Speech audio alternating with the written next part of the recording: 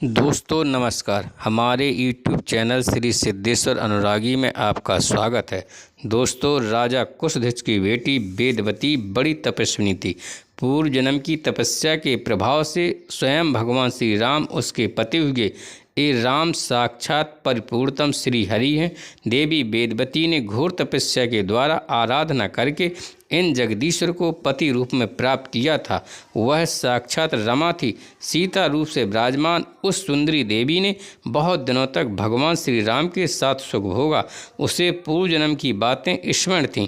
फिर भी पूर्व समय में तपस्या से जो कष्ट हुआ था उस पर उसने ध्यान नहीं दिया। वर्तमान सुख के सामने उसने संपूर्ण पूर्व क्लेशों की स्मृति का त्याग कर दिया था। श्री राम परम गुणी, समस्त सुलक्षणों से संपन्न, रसिक, शांत स्वभाव, अत्यंत कमनीय तथा स्त्रियों के लिए साक्षात कामदेव के समान सुंदर एवं श्रेष्ठतम देवता थे। वेदवती ने ऐसे मनु अभिलाषित स्वामी को प्राप्त किया। कुछ काल के पश्चात रघुकुल भूषण सत्संग भगवान श्री राम पिता के सत्य की रक्षा के लिए वन में पधारे। वे सीता और लक्ष्मण के साथ समुद्र के समीप ठहरे थे। वहाँ ब्राह्मण रूपधारी अग्नि से उनकी भेंट हुई। भगवान राम को दुखी देखकर विप्र रूपधारी अग्नि का मन संतप्त हो उठा। तब सर्वथा सत्यवादी उन अग्निदेव ने सत्य प्रेमी भगवान राम से ये सत्यमय वचन कहे। ब्राह्मण वेशधारी अग्नि ने कहा, भगवान मेरी कुछ प्रार्थना सुनिए। श्री राम, यह सीता के हरण का समय उपस्थित है। ये मेरी माँ है। इन्हें मेरे संरक्षण में रखकर आप छायामयी सीता को अपने साथ रखिए। फिर अग्नि परीक्षा के समय इन्हें मैं आपको लौटा दूंगा।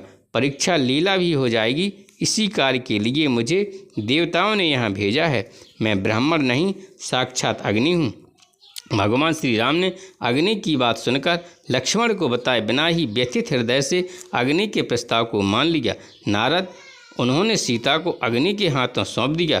तब अग्नि ने एक बल से मायामयी सीता प्रकट की। उसके रूप और गुण साक्षात सीता के समान ही थे। अग्निदेव ने उसे राम को दे दिया। माया सीता को साथ ले वे आगे बढ़े। इस गुप्त रहस्य को प्रकट करने के लिए भगवान राम ने उसे मना कर दिया। यहाँ तक कि लक्ष्मण भी इस रहस्य को नहीं जान सके।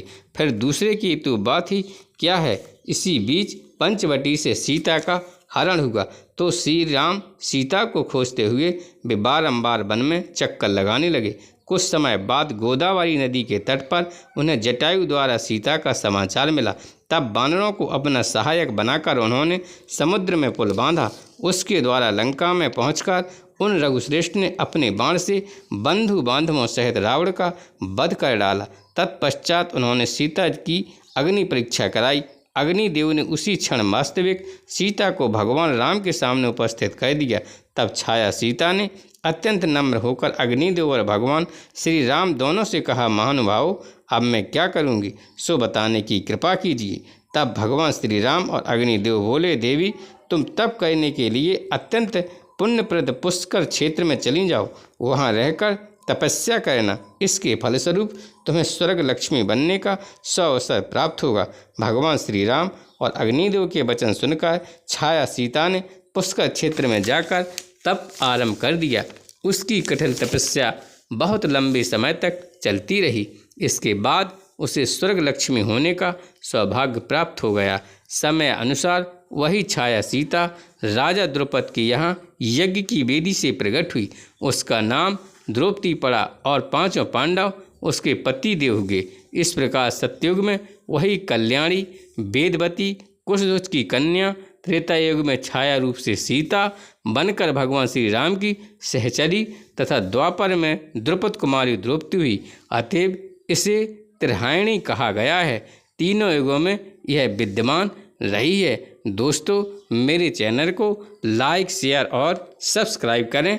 धन्यवाद।